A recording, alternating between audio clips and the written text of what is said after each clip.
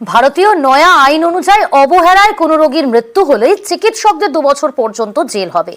এই ইস্যুতেই Cooch Behar MJN medical কলেজের সামনে বিক্ষোভ দেখান জুনিয়র ডাক্তার ও স্টুডেন্টরা। শুভঙ্কর রয়েছে আমাদের সঙ্গে টেলিফোন লাইনে। শুভঙ্কর, এই ডাক্তার এবং জুনিয়র ডাক্তার এবং স্টুডেন্ট পড়ুয়া তারা কি বলছেন, কি দাবি তুলছেন তারা এই নয়া আইন নিয়ে?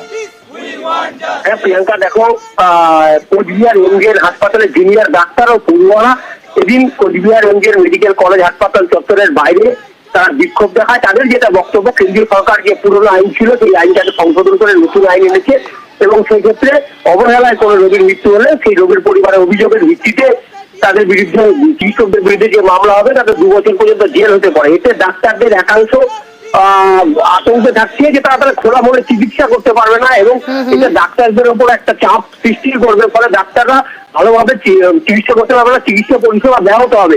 সেই আইন সংশোধনের দাবিতেই এদিন তারা কোচবিহার MJN মেডিকেল কলেজ হাসপাতালের বাইরে বিক্ষোভ দেখায়। প্রিয়াঙ্কা, ধন্যবাদ।